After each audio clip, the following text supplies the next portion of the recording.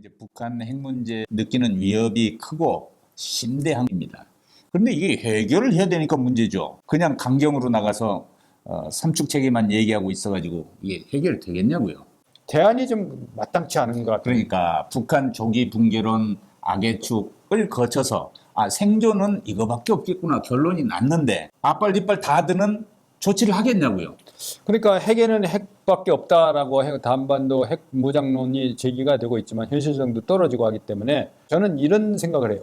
김태우 대통령 당시에 북방정책을 추진했던 것처럼 한반도 주변뿐만 아니라 국제 안보 질서의 변화를 기민하게 활용하는 그런 지략이 필요한 게 아닌가 생각합니다. 북한을 다루기 위해서는 제재라고 하는 수단이 앞서 나가야 되고 그 뒤를 따라서 대화 테이블이 항상 준비되어 있어야 되고 이 포맷에 누구도 이의를 제기하지 않습니다. 그런데 제재의 효과는 떨어져가지 강대강 국면으로 대응한다고 하는 개념이 점점 선명해가지 이런 상황에서는 해결의 실마리를 찾을 수가 없는 겁니다. 그럼 무슨 묘안이 있나요? 대안이 뭔가 대안이? 선행 조치를 해줄 필요는 있다고 봅니다. 예를 들면 미국이 평양에 연락사무소를 설치해 준다든가 북한을 달랠 수 있는 조치를 먼저 제안하고 그걸 계기로 해서 대화를 한다든가 그 미국과 공동으로 판문점 연락사무소를 열면서 북한과 대화할 수 있는 채널을 복구한다든가 그 조치 방안들을 제시하면서 대화를 끌어가야 되는데 그냥 강대강 너 변화하기 전까지는 일체의 의사가 없다고 이렇게 압박 쥐를 몰 때 탈축으로 열어주지 않습니까? 그러니까 대화 문을 항상 열어놓고 하는 그런 미국식 표현을 하면 all options are on the table. 모든 가용한 자원을 테이블에 놓고 그거에 의해서 고도의 지략을 발휘해야 되는 게 아닌가 생각이 드는데 쉽지는 않은 것 같아요. 왜냐하면 지난 30년 역사를 쭉 보면은 오판은 북한만 하는 게 아니고 자유진영의 정권 교체가 바뀔 때마다 전략적 오판이 있었다라는 것이 확인이고 검증된 사실 아닙니까? 그러니까 북한은 신호는 꾸준하게 보내고 있습니다. 본인의 안전을 보장해달라.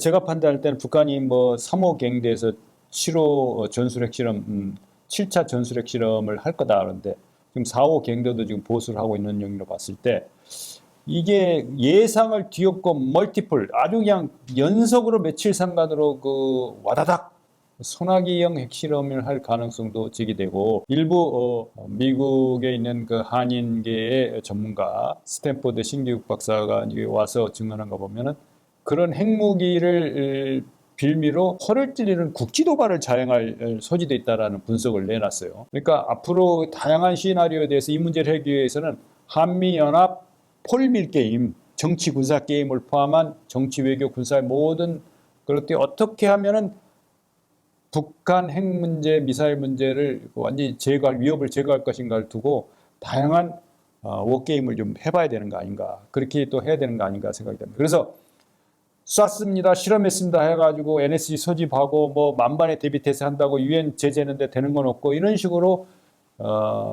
데자뷰 기존에 했던 패턴을 반복하는 것은 안 된다라는 공감대가 형성되고 있습니다. 그리고 사실 지금 우리는 미국의 확장 억제에 의존한다고 하는데 실제로 우리 서울을 지키기 위해서 뉴욕이 상처 입어도 되는가 하는 문제는 미국 측에서 질문을 던지면 시원한 답을 못할 거예요. 그거는 역사적으로 이미 60년대 핵개발 직전에 드골이 미국에 던졌던 질문이었습니다. 우리 파리를 지키기 위해 귀하는 뉴욕을 포기할 수 있습니까? 답이 없었거든요. 그래서 프랑스는 핵개발로 갔던 건데 드골의 질문처럼 우리도 같은 질문을 한번 던져보아야 합니다.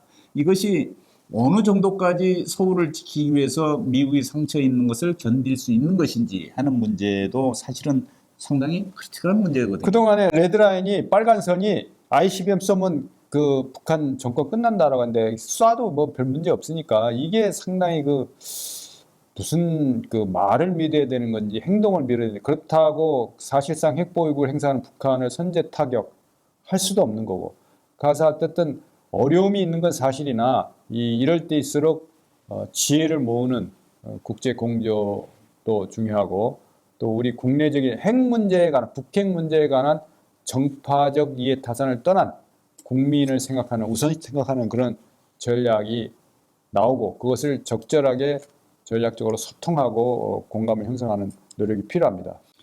먼저 손들고 나오면 나는 한없이 너그러울 것이다. 이거는 게임의 원리는 아닙니다.